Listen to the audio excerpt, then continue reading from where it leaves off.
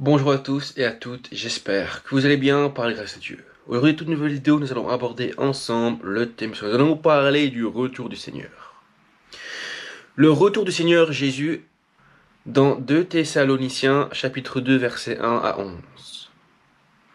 La Bible nous dit: En ce qui concerne le jour de notre Seigneur Jésus-Christ et notre rassemblement auprès de lui, nous vous le demandons, frères et sœurs. Ne vous laissez pas facilement ébranler dans votre bon sens, ni troublé par une révélation, par une parole ou une lettre qui semblerait venir de nous, comme si le jour du Seigneur était déjà là. Qu'est-ce que l'apôtre Paul enseigne? Il enseigne qu'il ne faut pas commencer à s'inquiéter, à vouloir prédire une date de la fin du monde, du retour du Seigneur.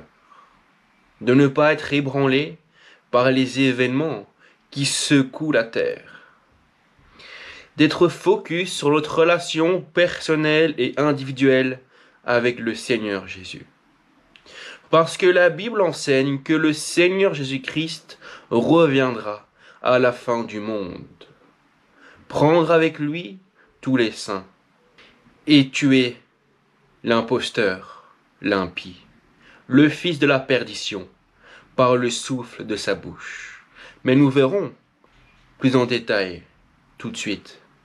Que personne ne vous trompe d'aucune manière. En effet, il faut que l'apostasie arrive d'abord, et qu'apparaisse l'homme de péché, le fils de la perdition. Il ne faut pas que les chrétiens et les chrétiennes soient ébranlés, soient secoués de crainte, quand le fils de la perdition arrivera.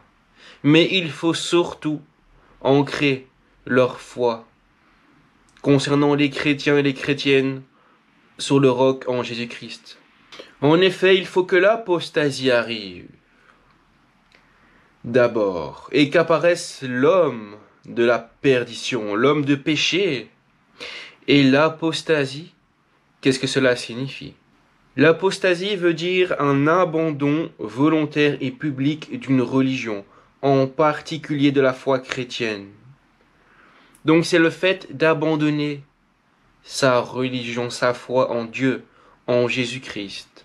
Et la Bible nous dit que personne ne vous trompe d'aucune manière. En effet, il faut que l'apostasie arrive d'abord et qu'apparaisse l'homme de péché, le fils de la perdition, le fils du diable. Que personne ne vous trompe d'aucune manière. En effet, il faut que l'apostasie arrive d'abord. Et l'apostasie, c'est l'esprit envoyé par le diable, envoyé par Satan, dont le but est de te détourner de la foi et de te faire abandonner Dieu, Jésus-Christ, de te faire abandonner l'Esprit Saint. Le but du diable, c'est que l'Esprit Saint part de ta vie, que tu n'aies plus aucun repère concernant l'Évangile, concernant la volonté de Dieu, que tu sois dans le monde, influencé par le monde. Et c'est cela le but du diable pour ton âme.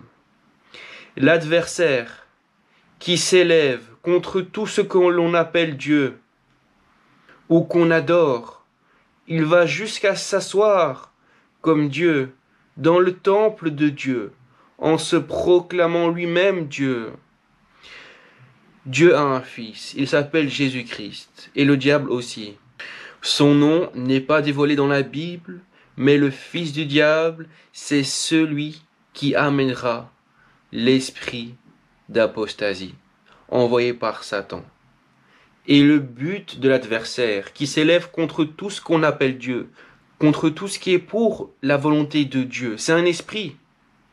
Que tout ce que l'on appelle Dieu et qu'on adore, tout ce qui concerne l'Évangile, le Saint-Esprit, la divinité de Jésus, le sacrifice à la croix, la résurrection du Christ, tout ce qui est pour l'Évangile, tout ce qui est en accord avec la Bible, et l'adversaire qui s'élève contre tout ce que l'on appelle Dieu ou qu'on adore, il va jusqu'à s'asseoir comme Dieu dans le temple de Dieu, se proclamant lui-même Dieu. Mais cette puissance qu'a reçue l'apostat, qu'a reçu le fils de la perdition, d'où elle vient? Elle vient du diable. Parce que Dieu est juste, Dieu permet que le diable ait un fils, comme Dieu a son propre fils. Le fils de Dieu, c'est Jésus-Christ, et le fils du diable, c'est l'apostat. Et Dieu est juste. Ne vous rappelez-vous pas que je vous disais cela lorsque j'étais encore chez vous? Et maintenant, vous savez ce qui le retient, afin qu'il n'apparaisse que lorsque le moment sera venu pour lui. Ce qui le retient, ce qui retient la fin du monde, c'est tout simplement les croyants en l'Évangile, les enfants de Dieu. Dans 2 Pierre chapitre 3 verset 9, la Bible nous dit « Le Seigneur ne tarde pas dans l'accomplissement de sa promesse, comme quelques-uns le croient, mais il use de patience envers vous, ne voulant pas qu'aucun périsse, mais voulant que tous arrivent à la repentance. » Donc le but de Jésus-Christ, c'est que tu arrives à la repentance. Et il ne tarde pas quand Jésus a promis qu'il reviendrait. Il ne tarde pas, mais il use de patience envers chacun de nous.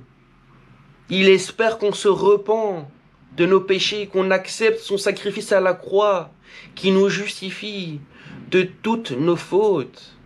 Et pour cela, tout ce que tu as à faire, c'est d'accepter son sacrifice de Jésus à la croix, de te repentir et de l'accepter comme Seigneur et Sauveur. Et tu es libre de le rejeter ou pas. Si tu rejettes l'Esprit Saint, alors tu es sans défense, tu n'as aucune armure, et le monde va t'influencer, et tu seras dépendant du monde, de la mentalité du monde. Tu n'auras aucun discernement, et tu vas te faire avoir. Si tu n'as pas l'Esprit Saint, tu vas te faire influencer par le monde, et le monde est influencé par Satan, et le sera bientôt par le fils de la perdition. Donc il faut vraiment prendre conscience de cela, qu'il faut être accompagné par l'Esprit Saint. Et que sans Jésus, tu n'as aucune protection. Sans l'Esprit Saint, tu n'as aucun discernement. Sans l'Esprit Saint, tu vas te faire avoir par le diable. Et le diable, tout ce qu'il souhaite, c'est que tu rejettes l'Évangile, c'est que tu rejettes Jésus, que tu penses que c'est un simple homme, que tu penses qu'il n'est pas mort à la croix, que tu penses qu'il n'est pas ressuscité, que tu penses qu'il n'est pas le Fils de Dieu, que tu penses qu'il n'est pas le Messie. Le but du diable, c'est de t'enfoncer avec lui dans le monde, sous l'influence néfaste du monde. Mais le monde n'a rien à t'offrir. Le monde n'a rien à t'offrir qui est en accord avec Dieu. Mais ce qui t'attend, le but pourquoi tu as été créé, c'est pour rencontrer lui, le véritable Dieu, Jésus-Christ. C'est pour rencontrer Jésus-Christ, pour connaître Dieu que tu as été créé. Et ne repousse pas le salut, mais crois en l'Évangile. Tant que tu as le souffle de vie, il n'est jamais trop tard. Repens-toi et accepte Jésus. Repens-toi avant qu'il ne soit trop tard, parce qu'après ta mort, si tu as décidé de rejeter l'Esprit Saint, et le fait de rejeter l'Esprit Saint, c'est blasphémer contre le Saint-Esprit. Et c'est un péché impardonnable. C'est de mourir sans s'être réconcilié avec Dieu par son Fils à la croix. C'est de mourir sans s'être réconcilié avec le Saint-Esprit. C'est de mourir en ayant rejeté le Saint-Esprit. Tant que tu étais sur cette terre, tu as rejeté l'Évangile, tu as rejeté Jésus, tu as rejeté le Saint-Esprit. Et maintenant, ce qu'il s'advient sur le péché, c'est la mort. Et pire encore, la seconde mort, les temps de feu. Mais je t'ai fait une vidéo là-dessus, n'hésitez pas à aller la regarder. C'est sur le jugement dernier. Continuons notre lecture dans 2 Thessaloniciens.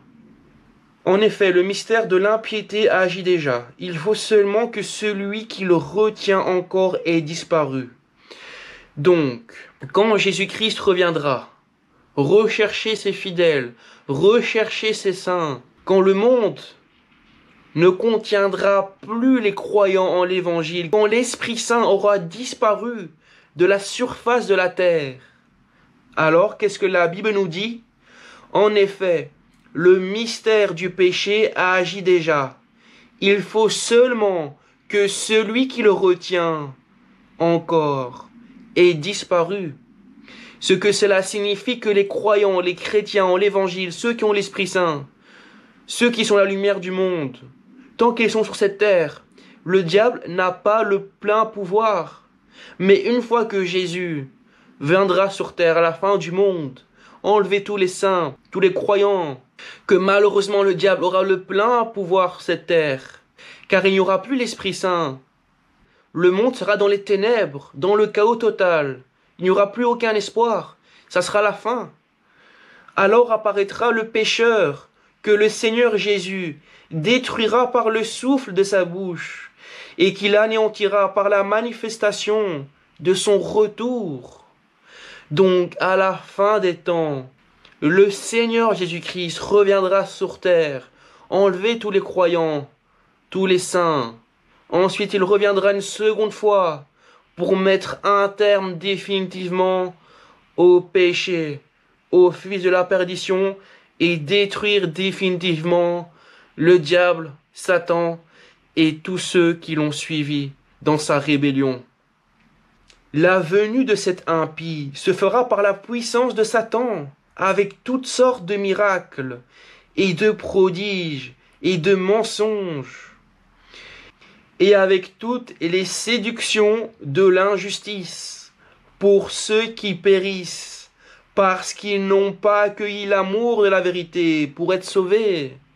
Et Jésus nous dit, je suis le chemin, la vérité et la vie, et nul ne vient au Père que par moi. Donc, ceux qui périssent parce qu'ils n'ont pas accueilli l'amour de la vérité pour être sauvés, ce sont toutes les personnes qui ont rejeté l'Évangile, qui ont rejeté Jésus.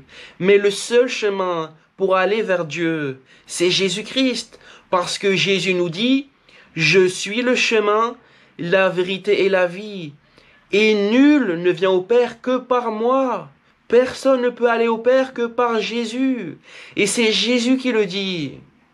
C'est pourquoi Dieu leur envoie une puissance d'égarement, pour qu'ils croient au mensonge. Si tu n'as pas l'Esprit Saint, tu es sous l'influence du monde, tu es sous l'influence de l'ennemi, du diable.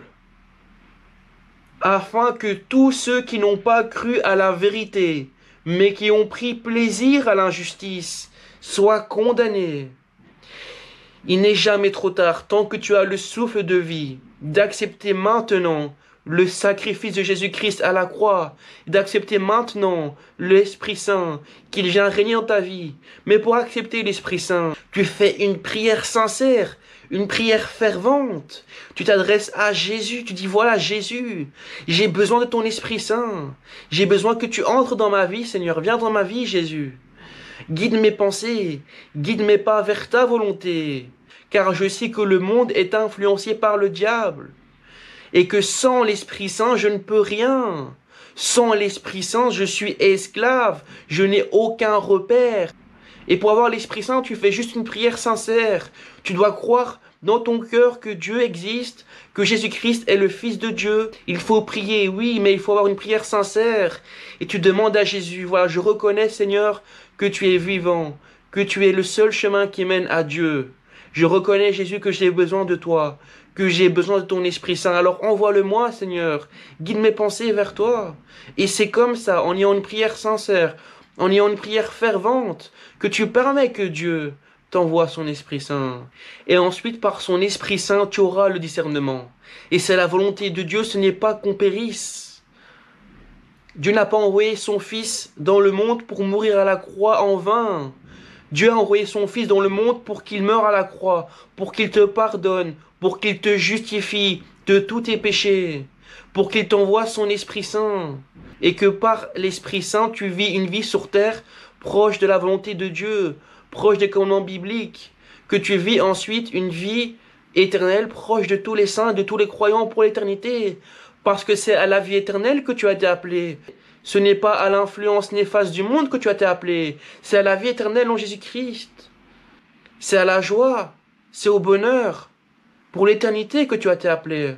Alors ne repousse pas le salut et accepte dès maintenant, par une prière sincère, le sacrifice de Jésus à la croix, comme quoi il est mort pour le pardon de tous tes péchés, et accepte que Jésus t'envoie son Esprit Saint pour guider tes pensées, pour te diriger entièrement dans la vérité, et pour que tu aies le discernement. Pour savoir ce qui est mauvais et de ce qui est bon, tu as besoin de l'Esprit Saint. C'est indispensable. Amen, j'espère que tu as aimé cette vidéo.